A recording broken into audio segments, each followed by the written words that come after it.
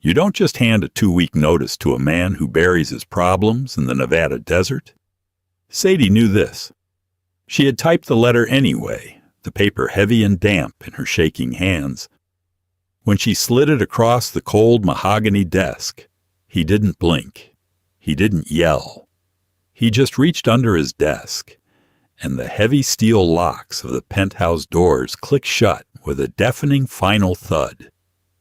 "You're not quitting," Roman whispered, his eyes entirely black.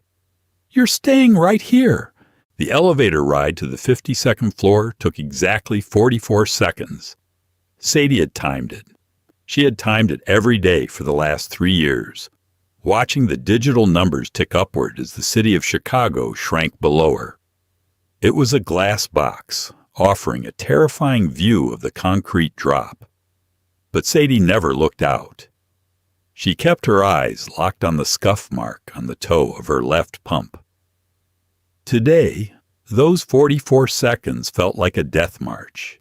Her fingers gripped a single sheet of standard A4 printer paper. It wasn't in an envelope. An envelope felt too formal, too much like a negotiation. This wasn't a negotiation. It was a statement of fact, printed in standard Times New Roman 12-point font. I, Sadie Hayes, am formally submitting my resignation. She had drafted it 6 times. The first 5 versions had been angry, emotional, filled with the exhaustion of a woman who had spent 3 years cleaning up the financial messes of a criminal empire. She was a forensic accountant by trade, but Roman Rossi had turned her into a ghost. She moved numbers. She washed money through dummy corporations, real estate holdings, and overseas shell companies. She made his blood money look like clean, taxable income.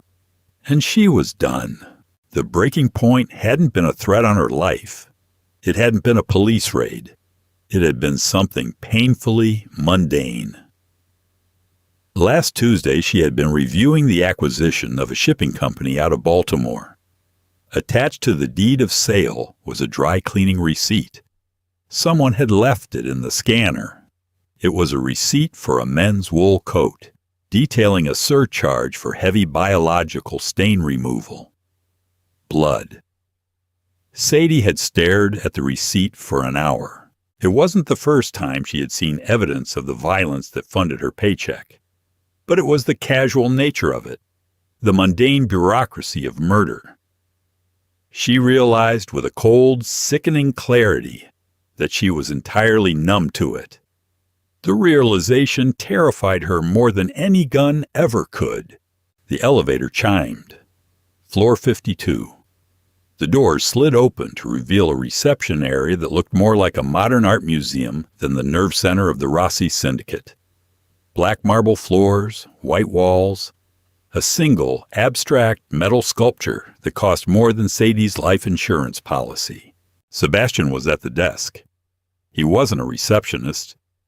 He was 240 pounds of muscle squeezed into a tailored Tom Ford suit, acting as the final filter before anyone breathed the same air as Roman.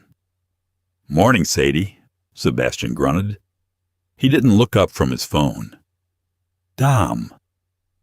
Sadie's voice was surprisingly steady. She forced her hand to relax, uncrushing the edge of her resignation letter. "Is he in?" "Since 4 a.m., mood's bad. The Port Authority is stalling on the new container shipments. He's been chewing through cigars all morning." Sebastian finally looked up, his dark eyes catching the white paper in her hand. He frowned. "What's that?" "Paperwork."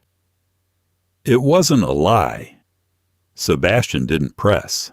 He just nodded toward the heavy floor-to-ceiling oak doors at the end of the hall. Sadie walked past him.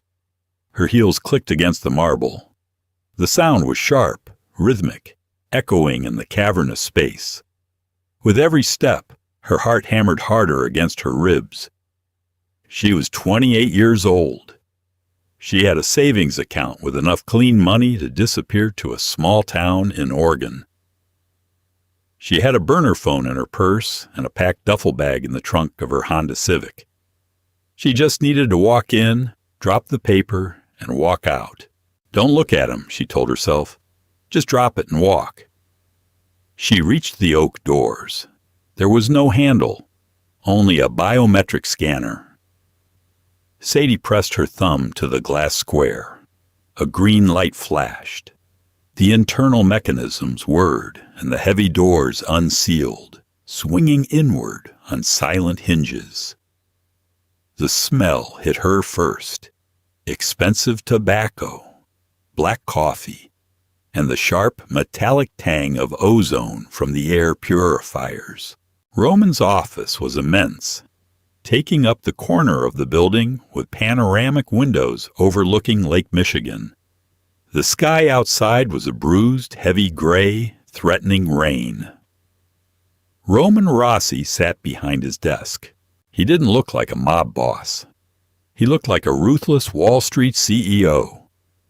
He was 34, with dark hair cut ruthlessly short and a jawline that always seemed clamped tight in irritation.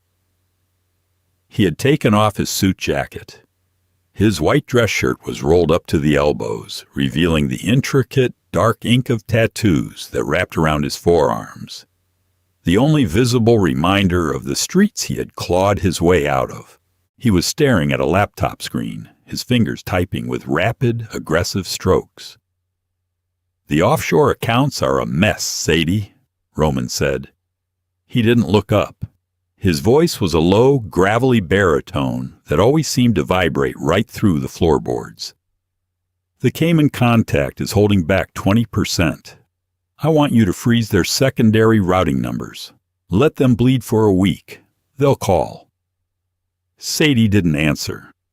She stopped 2 feet from his desk. The silence stretched. The only sound in the room was the low hum of the servers in the adjoining room and the faint patter of rain beginning to hit the thick glass behind him. Roman stopped typing. He let out a slow, irritated breath. "Did you hear me?" "I heard you." Her voice sounded strange, hollow. Roman finally looked up. His eyes were a pale, striking gray. They were eyes that missed absolutely nothing. He took in her rigid posture, the pale tone of her skin, and finally, the piece of paper in her hand. His brow furrowed, just a fraction. "What is that?" he asked. The irritation was gone, replaced by a sudden razor-sharp focus. Sadie stepped forward. She placed the paper on the center of his immaculate desk. She didn't slide it. She set it down deliberately, smoothing a crease out with her thumb. "I'm quitting," she said. Roman stared at the paper. He didn't reach for it. He didn't read it. He just stared at the white rectangle resting on his dark wood desk as if it were a bomb. 10 seconds passed. 15. Sadie swallowed hard. Her throat felt like sandpaper. "My 2 weeks' notice is a formality," she pushed on, her voice wavering just a fraction before she locked it down. "I've compiled all the transition documents. The encryption keys for the Caymans and the Swiss accounts are on the encrypted drive in my safe. Sebastian has my master password. I've wiped my personal devices." Roman slowly leaned back in his leather chair. The leather creaked. It was an agonizingly slow sound. "You're quitting," he repeated. The words were flat. Dead. "Yes." "Why?" "It's in the letter." "I'm not reading the fucking letter, Sadie. I'm asking you." His voice didn't rise in volume, but the temperature in the room seemed to drop 10 degrees. Sadie crossed her arms over her chest, a defensive gesture she immediately hated herself for. "I'm burned out. The hours, the stress. I want a normal life. I want a job where a clerical error gets me a meeting with HR, not a meeting with a man named Vinny the Hat, who asked me if I prefer my kneecaps intact." It was a deflection, a cynical joke to mask the deep, clawing panic in her chest. Roman didn't laugh. He didn't even blink. He reached up and slowly pinched the bridge of his nose. Did someone threaten you? Did one of the capos step out of line? No. Is it money? I'll double your salary. Hell, I'll triple it. You want a piece of the Baltimore port? It's yours. It's not money, Roman. She used his first name. She rarely did that. It made his eyes snap up to hers, locking onto her gaze with a predatory intensity. I have enough money. I'm just done. I'm leaving Chicago.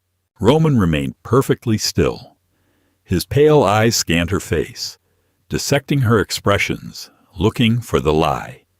He was a man who understood leverage. He understood greed, fear, and ambition. He didn't understand walking away. People didn't walk away from the Rossi Syndicate. They were carried out, or they stayed until they were useful to someone else. But Sadie wasn't muscle. She wasn't a soldier. She was the woman who knew exactly where every single dime was buried. She knew the account numbers. She knew the dummy corporations. More than that, she was his. He had handpicked her out of a crumbling accounting firm 3 years ago. He had taught her how to survive in his world. He had watched her transform from a terrified, mousy girl in a cheap suit into a woman who could stare down a federal auditor without breaking a sweat. You're leaving Chicago, Roman said softly, testing the words on his tongue. They tasted like poison. My flight is at 6 tonight. A flight. A dark, humorless smile touched the corner of his mouth. You think you're just going to get on a commercial flight and fly away? With what's in your head? I've set up dead man switches, Sadie lied. Her heart was beating so fast she thought it might crack her ribs. If I don't check in, encrypted files go to the FBI field office. The money, the routes, the names, all of it. Roman's smile vanished. He leaned forward, resting his elbows on the desk, bringing his face closer to hers. You're lying. Test me. You're not a rat, Sadie. You're a cynic. You don't care about justice. You care about survival. And handing me over to the feds doesn't guarantee your survival. It guarantees my people will hunt you to the ends of the earth. He was right. She had no dead man switch. She had banked entirely on the fact that she had made herself indispensable, and that somehow, through some twisted logic, he would respect her enough to let her walk. It was a stupid, naive gamble. I'm leaving, Sadie said, her voice dropping to a whisper. She uncrossed her arms and took a step back toward the door. The letter is my formal notice. I'm done. She turned around. She took 3 steps toward the heavy oak doors. Behind her, she heard a soft click. Then, the heavy scrape of a drawer opening. Sadie froze. Every instinct in her body screamed at her to run, but her legs felt like lead. She turned her head, looking over her shoulder. Roman hadn't pulled a gun. He had his hand under the lip of his desk. Clack. The sound came from the doors. It was loud. Final. It sounded like a vault ceiling shut. Sadie stared at the doors, then turned back to Roman. What did you do? I hit the lockdown switch, Roman said. He slowly stood up. He was 6'3", broad-shouldered, and entirely too big for the refined suit he wore. The doors are magnetically sealed. The elevators are disabled. This floor is entirely locked down. Open the door, Roman. No. You can't keep me here. Panic, hot and sharp, finally pierced through her cold exterior. This is kidnapping. Roman let out a harsh, bitter laugh. Kidnapping? Sadie, you launder $50 million a month in heroin money. Don't cite the penal code to me now. He walked around the edge of his desk. He moved with a slow, predatory grace that made the hairs on the back of Sadie's neck stand up. He was between her and the doors now. "You think you can just hand me a piece of paper and walk out of my life?" Roman asked. His voice was dangerous. It was the voice he used right before someone disappeared. "It's a job," Sadie yelled, her composure finally shattering. "It's a fucking job. I quit." "It hasn't been just a job for a long time," Roman said, stepping closer. "And you know it." The room suddenly felt horribly small. The 52nd floor penthouse, with its sweeping views of the Chicago skyline and expansive square footage, had shrunk to the 5 feet of space between Sadie and Roman. The rain outside began to hit the glass in earnest, a frantic drumming that matched the erratic pulse thumping in her throat. "Back up," Sadie warned, though she had exactly zero leverage. She clutched her purse against her side, a useless shield. Roman didn't back up. He took another step forward. The smell of his cologne, cedar and something dark and smoky, wrapped around her. "You come in here. You drop a piece of paper on my desk. You tell me you're leaving." He shook his head, a muscle jumping in his jaw. "Did you really think it would be that easy?" "I thought you were a businessman," she snapped, tilting her chin up to meet his glare. "Businessmen accept resignations. I am a businessman, and in my business we don't let our most valuable assets walk out the door to go bake bread in the suburbs. I'm not an asset. I'm an employee. You are mine." The words hung in the air, heavy and absolute. He didn't yell them. He stated them as a universal fact, like gravity or the sunrise. Sadie let out a breathy, cynical laugh. "I am not yours. You pay me for a service I no longer wish to provide. What are you going to do, Roman? Chain me to the desk? Force me to audit the books at gunpoint?" "If I have to." He closed the remaining distance between them. Sadie instinctively took a step back, but her shoulders hit the solid oak of the locked door. She was trapped. Roman planted his hands on the wood on either side of her head, caging her in. He was so close she could feel the heat radiating off his body. She could see the faint silver scar cutting through his left eyebrow, a remnant of a knife fight from a life he rarely talked about. "You're acting insane," she breathed, her heart hammering against her ribs like a trapped bird. "Let me out." "Where were you going to go?" he demanded, ignoring her plea. His gray eyes searched her face frantically, looking for cracks in her armor. "Denver? Seattle? You think you can just pack up your little Honda and disappear?" "Yes." "You wouldn't last a week." "Because your goons would hunt me down." "Because you'd be bored to death," he fired back, his voice dropping to a harsh whisper. "You think you want normal? You think you want a 9-to-5 with a 401k and a boss who complains about the coffee machine? You've swam with sharks, Sadie. You've sat in this room and orchestrated financial takeovers that destroyed whole families. You like the blood just as much as I do. You just like it neat and tidy on a spreadsheet." "Shut up," she hissed, pushing her hands against his chest. It was like pushing against concrete. He didn't budge. "You don't know me." "I know you better than anyone." Roman leaned in closer, his nose almost brushing hers. "I watch you. I watch how your eyes light up when you find a loophole in the tax code that saves us millions. I watch how you don't even flinch when Sebastian comes in with blood on his knuckles. You belong here, with me." Sadie stared at him, her breath catching. The cynical shield she had worn for 3 years was cracking under the weight of his proximity. "It's destroying me," she whispered, the truth finally bleeding out of her. The anger drained away, leaving only exhaustion. "I can't sleep. I can't eat. I close my eyes and I see red ledgers. I'm rotting from the inside out, Roman. If I stay here, I'll die. For a second, just a fraction of a second, the cold, ruthless mob boss vanished. The mask slipped, and Sadie saw something raw and desperately possessive in his eyes. I won't let you die, Roman said, his voice dropping an octave, becoming rough and quiet. He lifted one hand from the door and slowly brushed his knuckles down the side of her cheek. The touch was startlingly gentle, a massive contrast to the violence he possessed. I protect what's mine. Sadie jerked her head away from his touch. I don't want your protection. I want my freedom.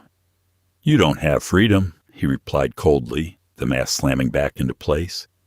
He dropped his hand. Nobody in this life has freedom. We have cages.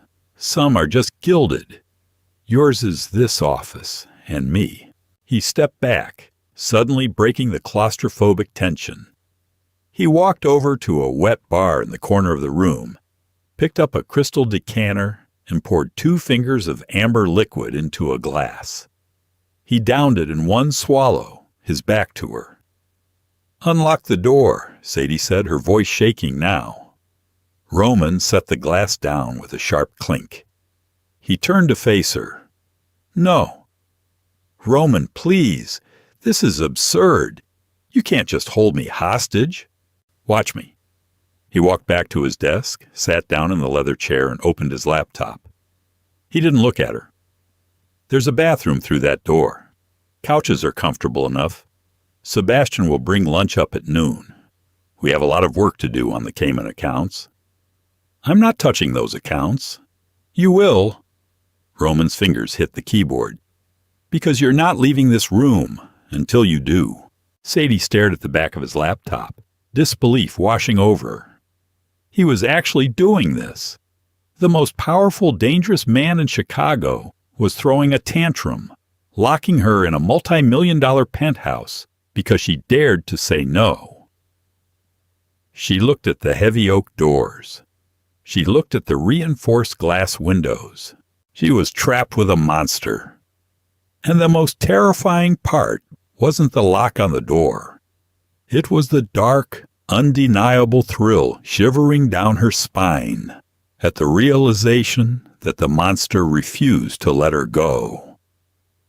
By 2 in the afternoon, the silence in the office had become a physical weight. Sadie sat on the edge of the sprawling Chesterfield sofa, her knees pressed tightly together, staring at the muted television screen on the far wall. Outside, the Chicago rain had turned into a relentless downpour, blurring the skyline into a smudge of gray and bruised purple. Roman hadn't spoken a word in 3 hours.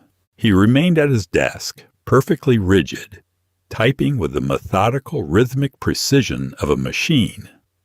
Occasionally, he would stop, pick up a black Mont Blanc pen, and scratch something onto a legal pad. The scratch of the nib against the paper was the loudest sound in the room, setting Sadie's teeth on edge. He was trying to wait her out. It was a classic interrogation tactic. Silence creates a vacuum, and human nature dictates that the victim will eventually panic and fill it. Sadie refused to fill it.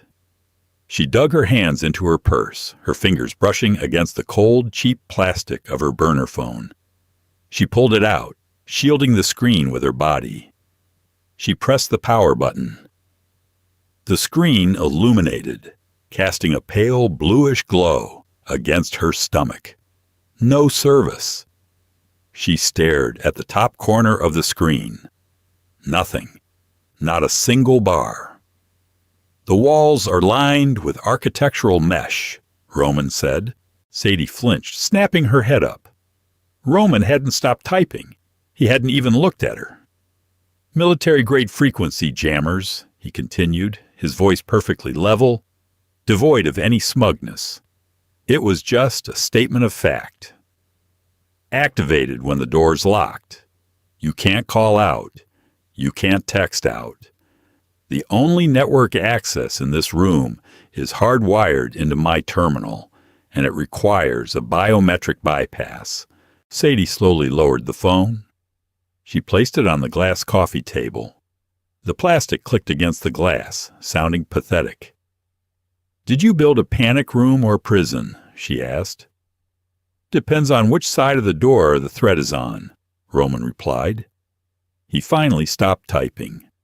He closed the laptop screen with a soft thud and leaned back, lacing his fingers together over his stomach. He looked at her. Really looked at her. Sadie hated the way he looked at her. It wasn't the leering, hungry gaze of the men she usually dealt with in his syndicate.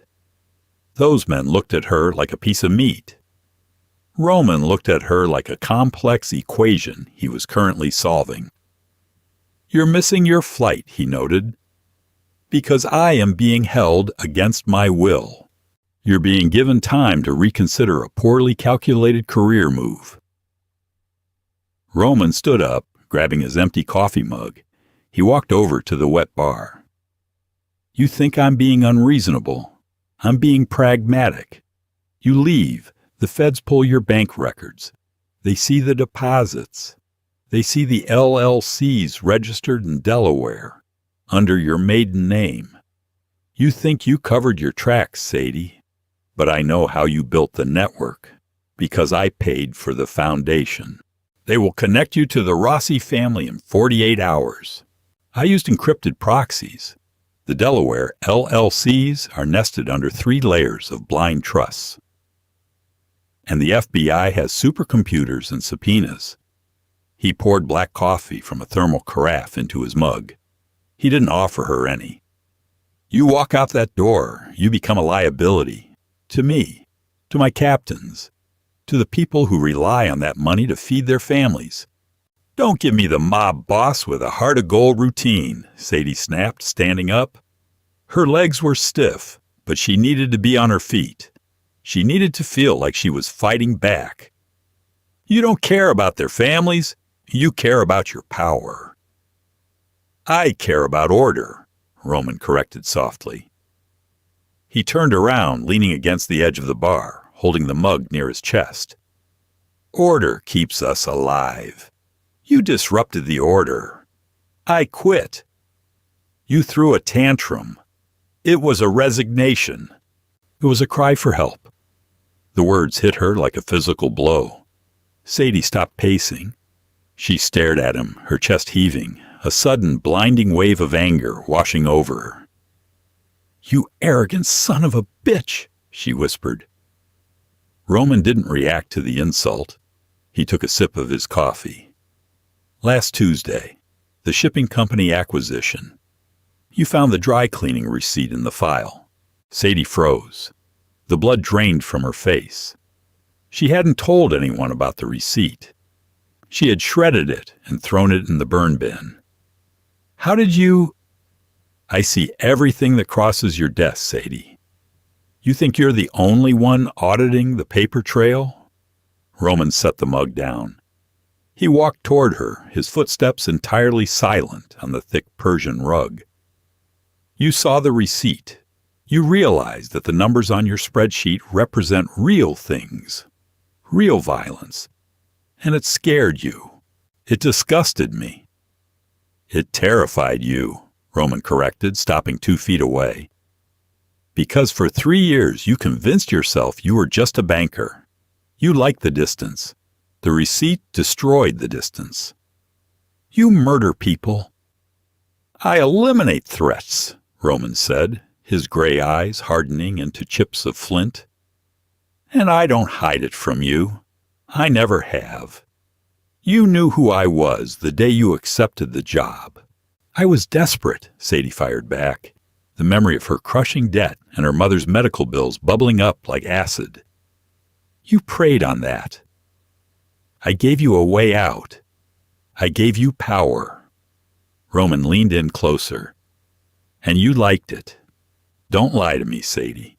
You loved taking those fat, bloated Wall Street bastards and draining their offshore accounts into ours. You loved outsmarting the feds. You are just as ruthless as I am. You just use a keyboard instead of a gun." She wanted to slap him. She wanted to scream. But the worst part, the absolute worst part, was the cold, sinking realization in her gut. He wasn't entirely wrong. At 7 o'clock, the biometric lock on the oak doors finally hummed to life. The heavy bolts disengaged with a series of loud clicks. Sadie shot up from the sofa, her muscles tensing for a sprint, but the door only opened a fraction. Sebastian's massive frame filled the gap entirely. He carried 2 silver cloches on a tray, smelling faintly of seared steak and garlic. He didn't look at Sadie. He walked in, set the tray on the glass coffee table, and turned back to the door. "Dom," Sadie said, her voice tight. "Don't do this. Leave the door open." Sebastian paused. He looked at Roman, who was standing by the window, watching the city lights flicker on through the rain. Roman gave a microscopic shake of his head.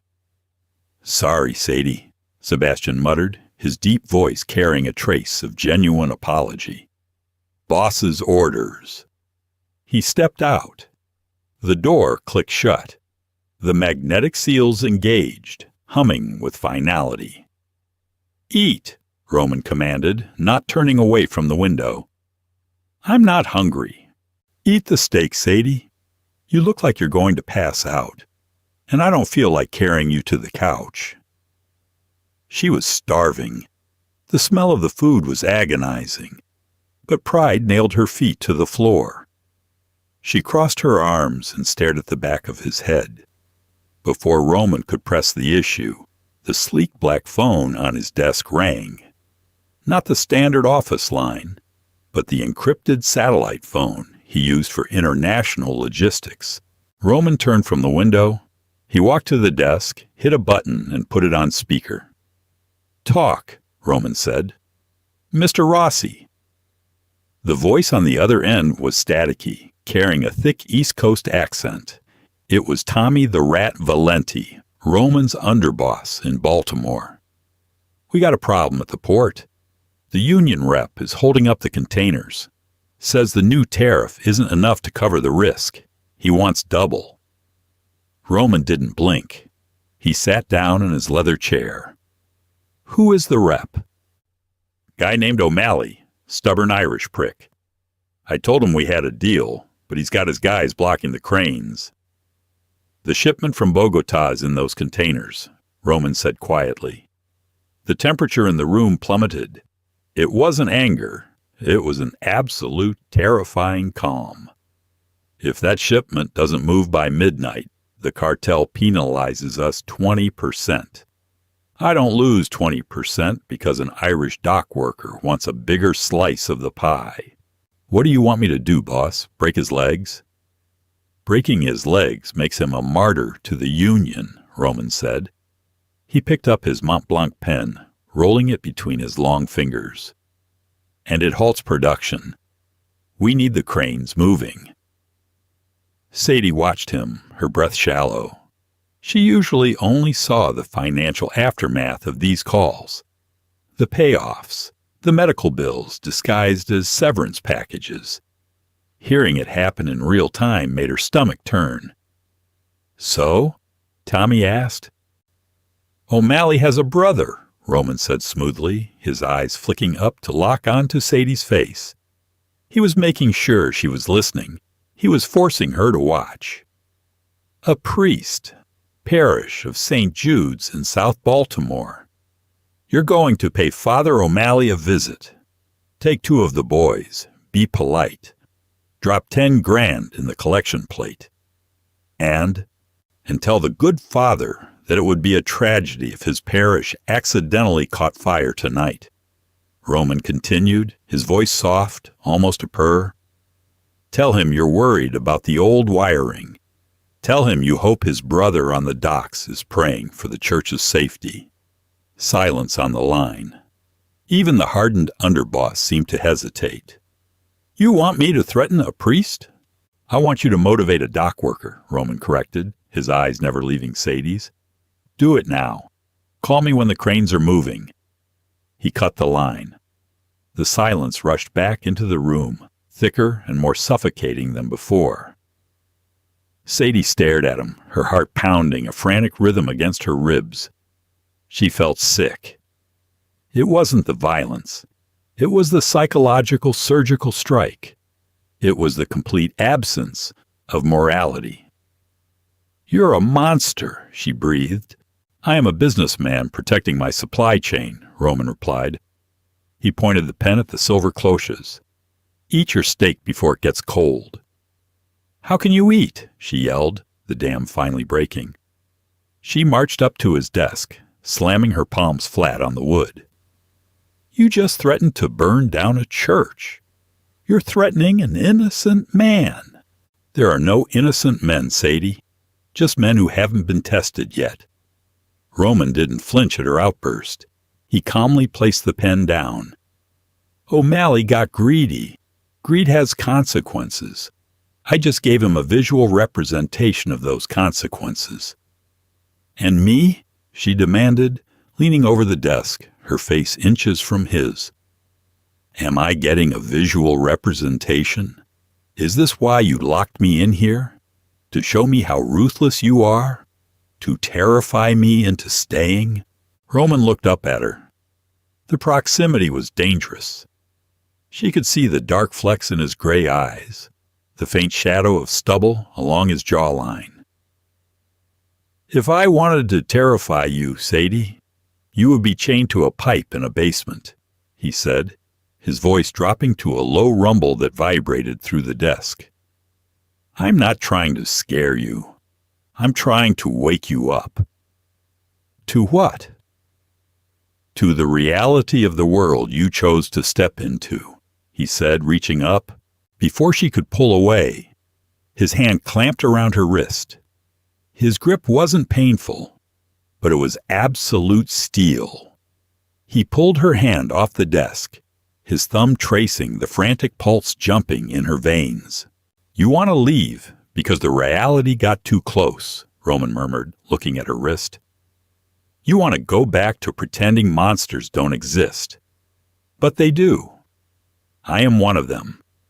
And the only reason you're alive, the only reason you have a bank account full of clean money, is because this monster protects you." He let go of her wrist.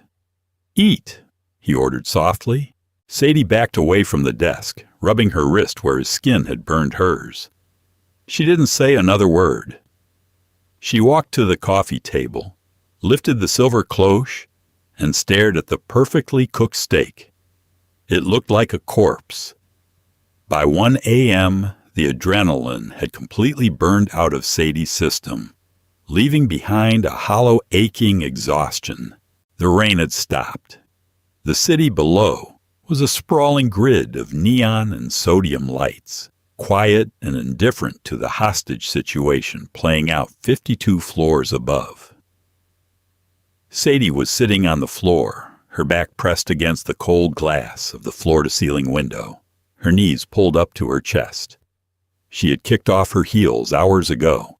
Roman was still at his desk. He had finally taken off his tie, unbuttoning the top 2 buttons of his collar. He looked tired. It was a subtle thing.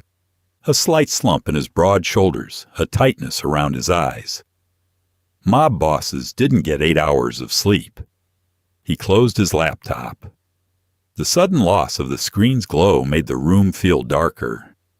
He stood up, walked to the wet bar and poured 2 glasses of neat bourbon. He walked over to the window and held one out to her. Sadie looked at the glass, then up at his face. "Is it poisoned?"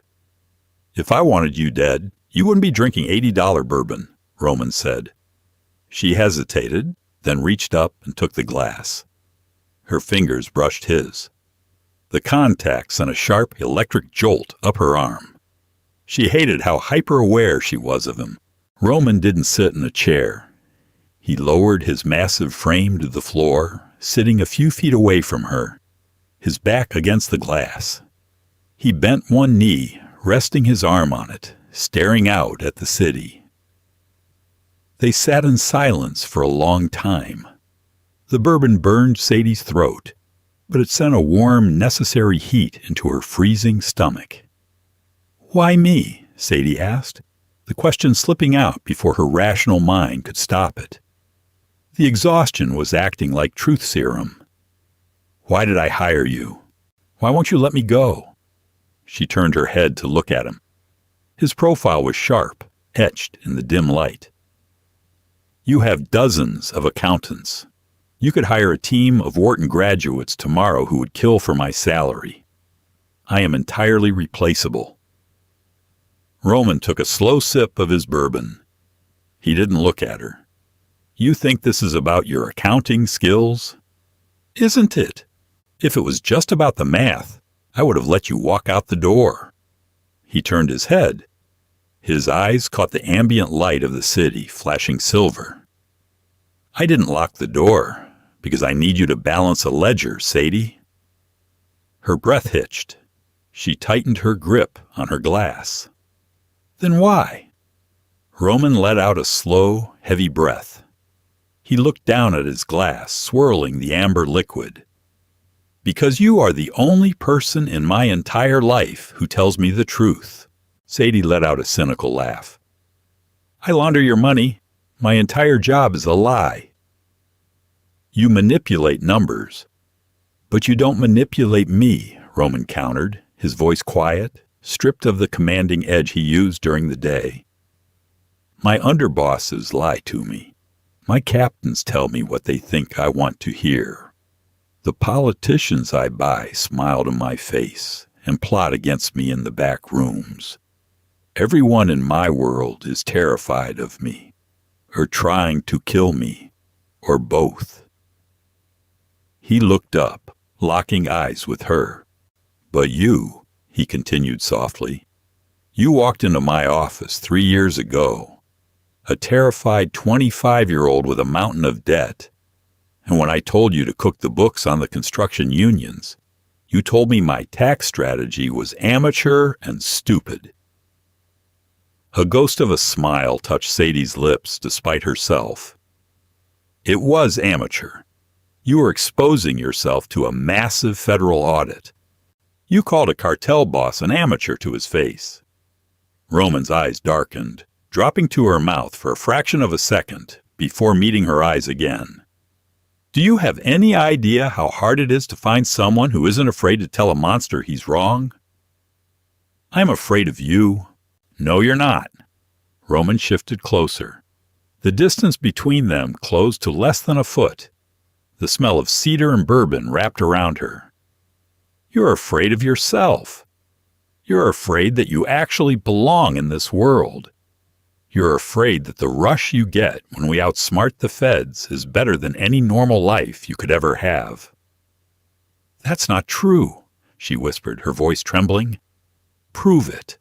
Roman reached into his pocket and pulled out a small encrypted USB drive. He held it out to her, the metal casing glinting in the low light. What is that? She asked. The Cayman accounts, Roman said. The ones you refuse to touch. The cartel money is sitting in a holding pattern. If it doesn't get routed through the Swiss shells by dawn, the trace gets red flagged by Interpol. Sadie stared at the drive. It was a loaded gun. I'm giving you a choice, Roman said, his voice a low, hypnotic rumble. You take this drive. You plug it into my terminal. You route the money. You do what you do best. And if I don't? If you don't... Roman leaned in, his face inches from hers. She could feel the warmth of his breath against her cheek. Then you sit here, and we let Interpol find the money. We let the empire burn. We go down together. It was a bluff. It had to be a bluff. He wouldn't risk his entire syndicate just to prove a point to her. But as Sadie stared into his eyes, she saw no hesitation. She saw a man entirely consumed by a dangerous, irrational obsession. He was willing to burn his own house down, just to ensure she couldn't leave it. Her hand shook as she reached out. She didn't take the drive. Instead, her fingers curled around his wrist. His pulse was beating steady and strong beneath her fingertips. "You're insane," she whispered. "I'm committed," Roman corrected. Sadie looked at the drive. She looked at the terminal across the room. She thought about the Oregon town, the quiet life, the crushing, suffocating boredom of being normal. She took the drive from his hand. Roman's eyes flared with a dark, triumphant fire. He didn't move away. He watched her as she pushed herself up from the floor, clutching the cold metal of the USB. She walked across the dark room. She sat down in his leather chair. It smelled like him. She plugged the drive into the port. The screen flared to life, casting a harsh blue light over her face. She wasn't doing it for the syndicate. She wasn't doing it for the money. She was doing it because, God help her, he was right. She belonged in the cage. The glow of the monitor was merciless.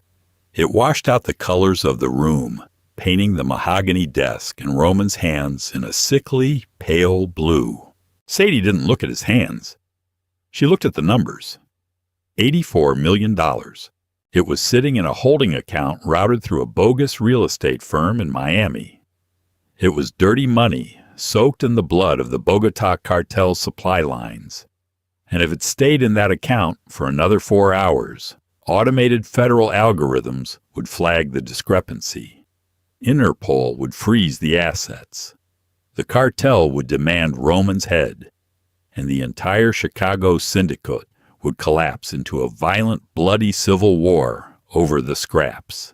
Roman was willing to let it burn just to see what she would do. Sadie's fingers hovered over the keyboard. She closed her eyes for exactly 3 seconds. She listened to the hum of the servers. She listened to the steady, rhythmic breathing of the man standing just over her right shoulder. Then she began to type. The hesitation vanished. The cynical, exhausted woman who had handed in a resignation letter evaporated, replaced by the architect. She was building a maze. Step 1. Subdivide the $84 million into 3,000 randomized microtransactions. Step 2. Funnel the microtransactions through a decentralized cryptocurrency tumbler based in Malta. Step 3. Convert the crypto back to fiat currency, depositing it into 7 distinct blind trusts registered in the Cayman Islands under corporate entities that legally did not exist. Her fingers flew across the keys. The clatter of plastic was a machine gun rhythm in the dead quiet of the penthouse.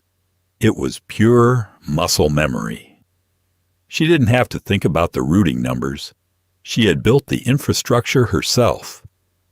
Roman stood behind her, close enough that she could feel the heat radiating off his body. But he didn't touch her. He just watched the screen. The Malta tumbler is taking a 2% loss on the conversion rate, Sadie said. Her voice was flat, devoid of the panic she had felt hours ago. It was purely transactional now. Eat the loss, Roman replied, his voice a low vibration near her ear. Just get it out of Miami.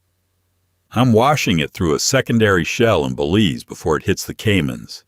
It adds 20 minutes to the processing time, but it breaks the digital chain of custody. Do it.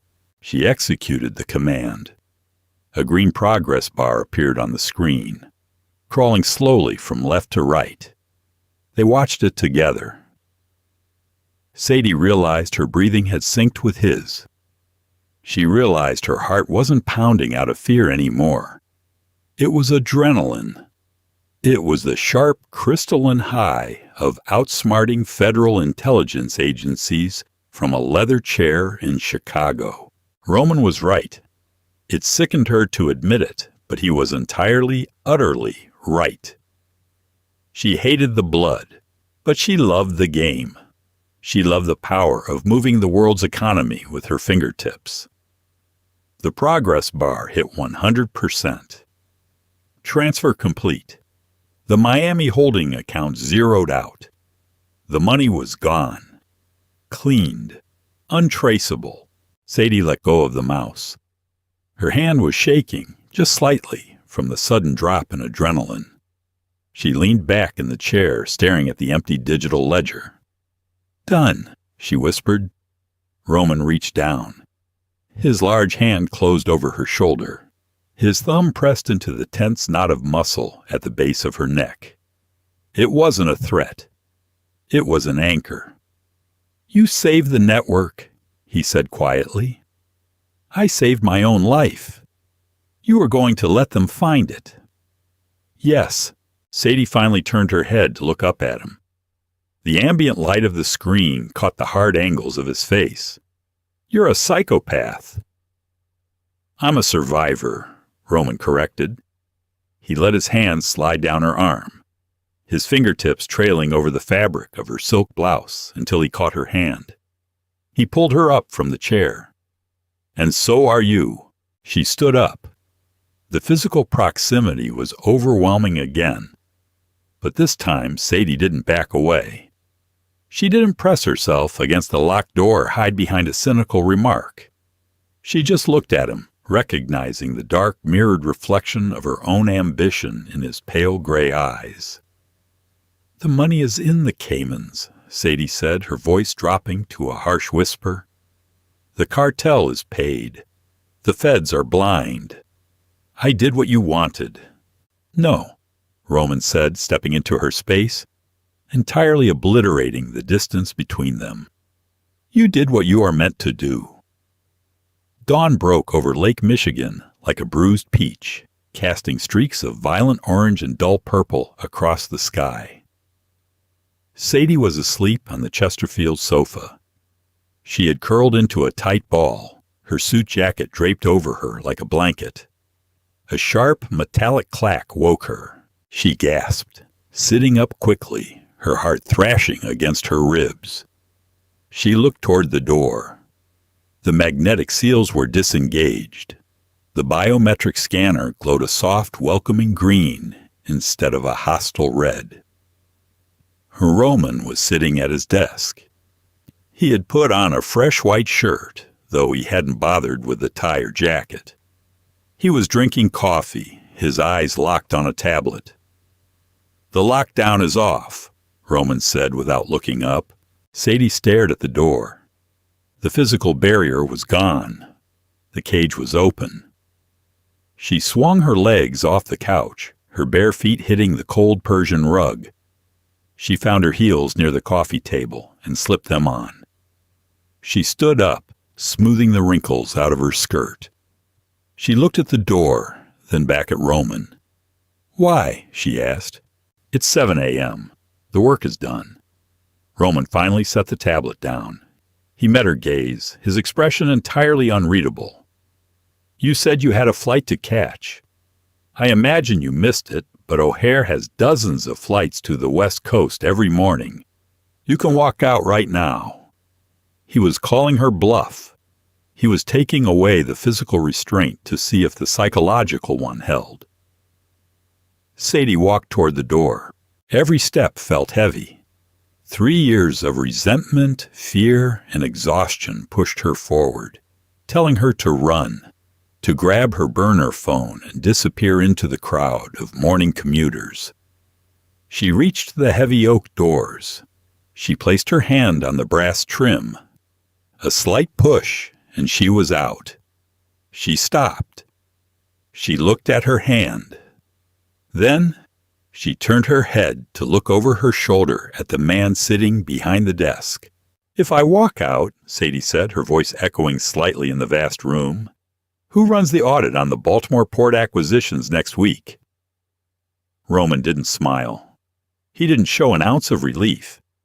He just held her gaze with that terrifying, absolute intensity. "Sebastian has a guy. A kid from NYU. He's reckless, but he knows the software. He'll get you caught.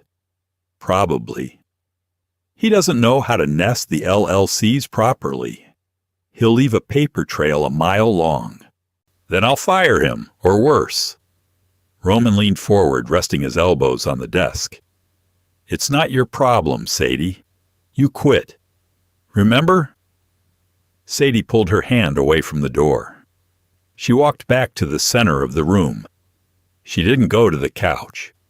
She walked straight to his desk, planting her hands on the mahogany surface, leaning over just as she had the night before. But this time, she wasn't yelling. She was negotiating. "If I stay," Sadie said, her voice cold, precise, and professional, "things change." Roman tilted his head slightly, a gesture of dangerous curiosity. "Go on. I am not a prisoner. I do not get locked in this room to prove a point." "Agreed. I want 50,000 more a month, transferred directly into my clean account in Zurich." "Done." "And the violence?" Sadie said, her voice faltering just a fraction before she forced it back to steel. "I don't want to see it. I don't want receipts. I don't want Sebastian coming in here with blood on his collar. I handle the money. You handle the streets. The two do not mix in my office." Roman looked at her for a long, silent moment. He was evaluating the terms. He was evaluating her. "My world is violent, Sadie. I can't sanitize it completely." "You will for me?" she demanded. It wasn't a request. A slow, dark smile finally spread across Roman's face. It changed his entire demeanor, making him look less like a CEO and more like the ruthless predator he truly was. It was a terrifying smile, and God help her. It sent a sharp thrill straight down her spine. "All right," Roman agreed, his voice a low rumble. "You handle the numbers. I handle the blood." Before Sadie could process the victory, the oak doors swung open violently. Sebastian stood in the doorway. He wasn't wearing a suit jacket. His white shirt was torn at the shoulder, and a thin, bright line of blood ran down his temple. His chest was heaving. Sadie took a step back, the newly established rules immediately shattered. "Boss!" Sebastian gasped, his eyes darting to Sadie before locking onto Roman. Roman stood up instantly, the relaxed posture vanishing. "What happened?" "It's the Baltimore port. Tommy the Rat called it in 10 minutes ago." Sebastian wiped the blood from his eye, smearing it across his cheek. "O'Malley's union guys didn't back down. They retaliated. They firebombed the warehouse holding the Bogota shipment." The room went entirely silent. Sadie felt the blood drain from her face. The shipment, the money she had just spent the night laundering, was essentially the payment for those drugs. If the drugs were burned. "The shipment is gone?" Roman asked. His voice was deathly quiet. "Half of it. Tommy managed to salvage the rest. But the cartel is already furious. They heard about the strike. Now they know we lost product." Sebastian swallowed hard. "They put a hit out, Roman. General order. Any Rossi syndicate management. They hit my car 2 blocks from here. I managed to lose them, but they're in the city." Roman didn't panic. He walked around the desk. "Lock down the building. Activate the perimeter security. Get the captains on the secure line." "Already doing it, but boss..." Sebastian looked at Sadie. "They know about her. The cartel has her name. They know she controls the routing keys for the Caymans." Sadie stopped breathing. The room spun, the edges of her vision blurring. She had stayed. She had accepted the cage. And now, the monsters outside the cage were coming for her. Panic is a cold, creeping sensation. It starts in the stomach and paralyzes the limbs. Sadie felt it taking hold, but before she could shatter, a heavy hand gripped her upper arm. Roman pulled her away from the center of the room, positioning her behind him, putting his massive frame between her and the open doorway. "Nobody touches her," Roman ordered, his voice echoing off the glass walls. "Move the secondary security detail up to floor 50. Nobody comes up those elevators without my direct vocal authorization. Do you understand me, Dom?" "Yes, boss." Sebastian nodded quickly, turning on his heel and disappearing down the hall. The heavy oak doors swung shut, the magnetic locks engaging with that familiar final click. Sadie stared at Roman's broad back. He was a wall of muscle and tailored cotton, an immovable object standing between her and a cartel hit squad. "You said you'd protect me," she whispered, her voice shaking violently. "You said the clean money made me safe." Roman turned around. His face was a mask of cold, calculated violence. He stepped toward her, reaching out to grip both of her shoulders. His hold was tight enough to bruise, grounding her, forcing her to look up into his eyes. "You are safe," he said. "They have my name, Roman. And I have an army." He shook her slightly, snapping her out of the spiral. "Listen to me. The Bogotá cartel is a problem, but they are a problem I can solve. You are not going to die today. You are not going to die tomorrow." "How can you know that?" "Because I won't allow it," he stated, with the utter conviction of a man who believed he controlled the universe. He let go of her shoulders, walking quickly back to his desk. He opened a bottom drawer, bypassed a fingerprint scanner, and pulled out a heavy matte black Glock 19. He racked the slide with a sharp metallic crack, checked the chamber, and placed it on the mahogany desk. It was the first time in 3 years Sadie had seen a gun in this office. She stared at the weapon. It was the physical manifestation of the reality she had spent years ignoring. There was no spreadsheet that could deflect a bullet. "What do we do?" she asked, her voice tight. "I make war," Roman said, pulling up a tactical layout of the building on his monitor. "You make them bleed." Sadie frowned, stepping closer to the desk. "What?" Roman looked up at her, his eyes burning with a dark, ruthless intelligence. "The cartel's offshore accounts, the ones they use to pay their hit squads in the States. You know their routing structures. You've analyzed their laundering patterns when you cleaned the Miami money." "Yes, but I don't have access to their direct accounts." "No, but you know the back doors to the Bahamian banks they use," Roman corrected. He turned the monitor toward her. "If you can initiate a localized DDoS attack on their primary routing servers, it will trigger an automated security freeze. Their money stops moving. Their hitters stop getting paid. That's cyber terrorism, Roman. If the feds trace that back to this terminal, the feds are looking at the fire in Baltimore. They aren't looking at Bahamian server logs." Roman stepped to the side, offering her his leather chair. "You wanted terms, Sadie. You wanted to be a partner. Partners don't hide under the desk when the house is under attack. They fight." He was pushing her. He was forcing her completely over the line, obliterating the moral boundary she had desperately clung to. She wouldn't just be hiding the money anymore. She would be actively participating in the syndicate's warfare. She looked at the gun on the desk. She looked at the empty leather chair. She thought about the letter of resignation sitting crumpled in the garbage bin. "If I freeze their accounts," Sadie said slowly, moving toward the chair, "the cartel will retaliate. They'll go after your captains. They'll burn the city." "Let them try," Roman said softly. Sadie sat down. The leather was still warm from him. She placed her hands on the keyboard. The trembling in her fingers had stopped. The cold panic had been replaced by something much darker, much sharper. "I need your master terminal override," she said. Her eyes locked on the screen. Roman reached over her, his chest brushing her shoulder, and typed a 12-digit alphanumeric code into the prompt. The terminal unlocked, granting her unrestricted access to the dark web infrastructure of the Rossi Empire.